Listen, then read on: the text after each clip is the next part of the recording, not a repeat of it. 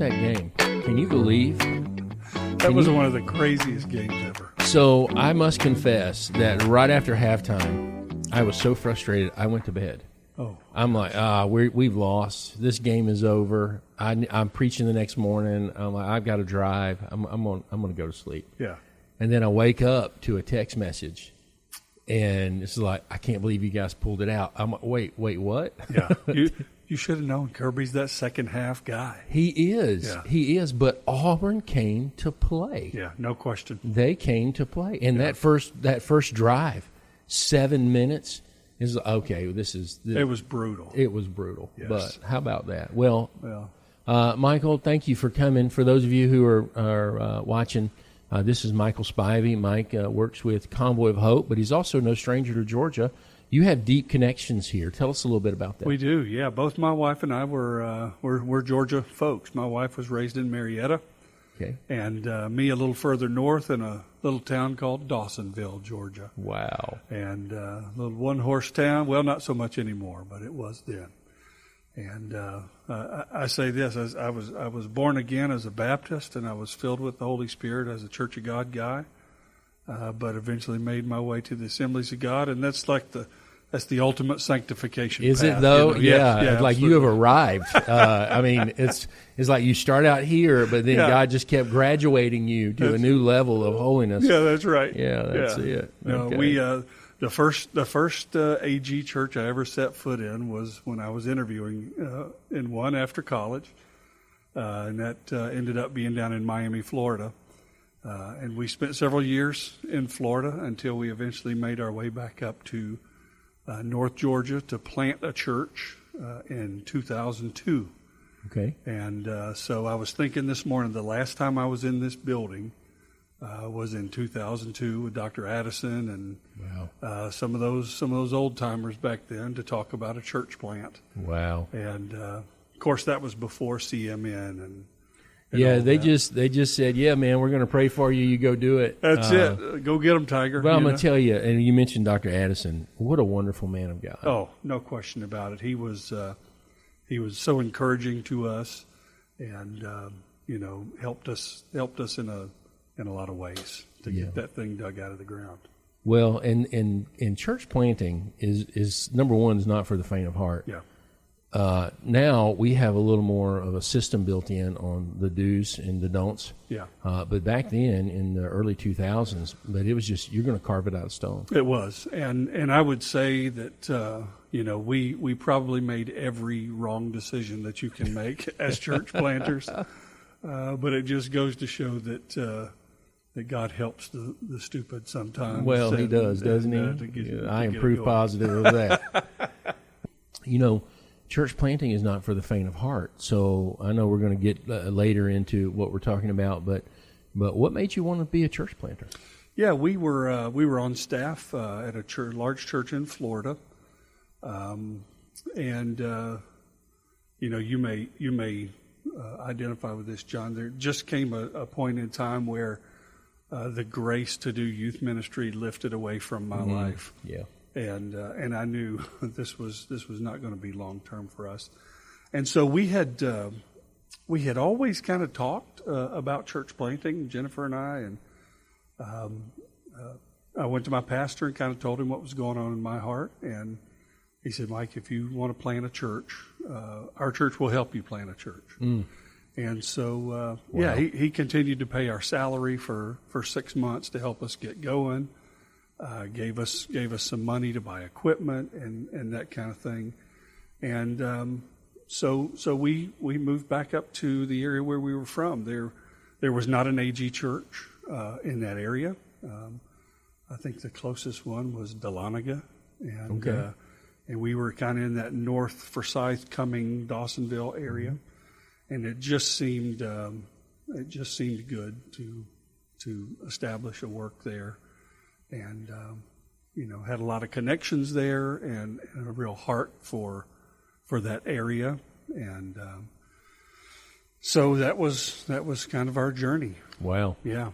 Well, so from there, I think you moved back to Florida? We did, yeah. Okay. We were there at the church plant for 6 years. Oh, wow. And got purchased property and had things on a pretty good trajectory. And got a call from a friend of mine who was a presbyter down in Florida, and he said, "Mike, we have a church that needs a pastor, and every time I pray about it, I think about you." And I said, "Well, God bless you. I'm really not interested." And he was persistent, and we had a couple of conversations about it. And in 2008, we ended up going to Winter Haven, Florida, and to a church that was in a tough place. And so that's where we spent the last 17 years. My goodness, 17 years. Yeah. That's a long time. Praise the Lord for that, and thank you for your faithfulness there. Yeah. And then just recently, you've made a different jump over here to Convoy of Hope, our good friends at Convoy. Tell us about what you're doing now. Yeah, so Convoy, as a pastor, we had been Convoy partners for a lot of years, and just loved the mission and the work, the integrity, the excellence with which Convoy operates. And really, Convoy approached us last year about a position here in Georgia. We just opened up a new regional distribution center here, and they were looking for somebody who kind of had Georgia connections and understood Georgia culture a little bit. And so with each little step we took with Convoy, it just felt more and more like the next right move for us. And well, so we have a great relationship with Convoy. We have I consider Georgia a Convoy of Hope district. Yeah. That we believe in the mission, love, house, heart. Yeah. For people. Yes. And, that's what ministry is. I know we build buildings and we have programs and all those other things, but we're called to people.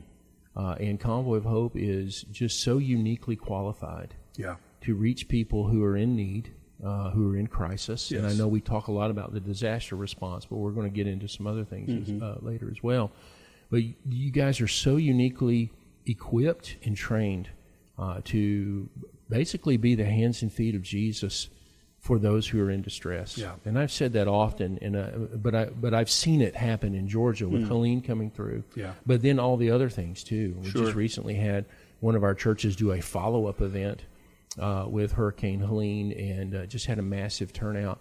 And if it weren't for Convoy of Hope, we would be left to basically scramble and do our own thing. Yeah. But we pick up the phone, and with one phone call, you guys are rolling, and I think in the RDC too, you have a full response capability. Is that correct? We do. We have a full fleet of emergency vehicles that we can deploy, as well as our food and emergency supplies and all those kinds of things. So we have a full complement, the same that they do in Springfield. We can deploy right here in the Southeast, and obviously being right here, we can respond to the Gulf, the Atlantic side. We're right in the midst of hurricane season. Knock on wood, nothing major right? so far. Yeah. But our response times are just incredible. We can be anywhere in the contiguous U.S. Within 24 hours.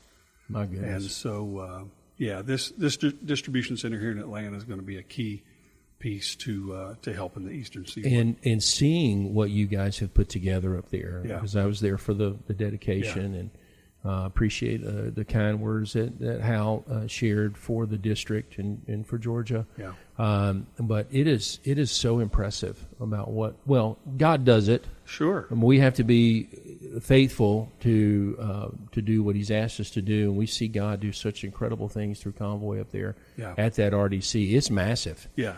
I guess in my mind I had one thing, and then when you walk in, you see this incredible display of compassion and kindness to our churches and our communities. Yeah. And so just blown away by that. So, but that was a pretty significant shift for you, coming from a local pastorate to Yeah. now, operating and being in charge of this RDC. Yeah. How have you handled that transition? Yeah, it's been really weird, honestly. I mean, there have been.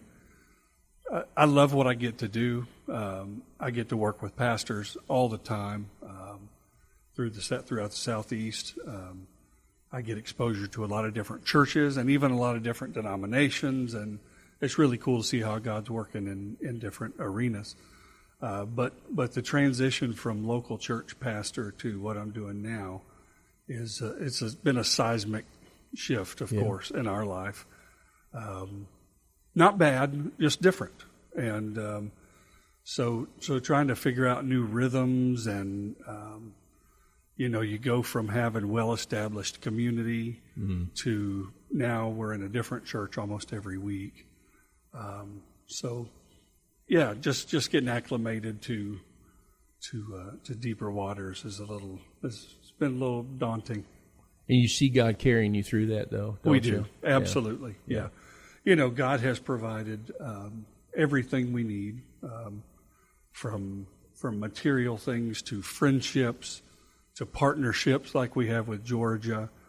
The Lord, He's always faithful. He's always good, and He's helped us through this transition. And I want to echo what you just said. God is faithful, and He's always good.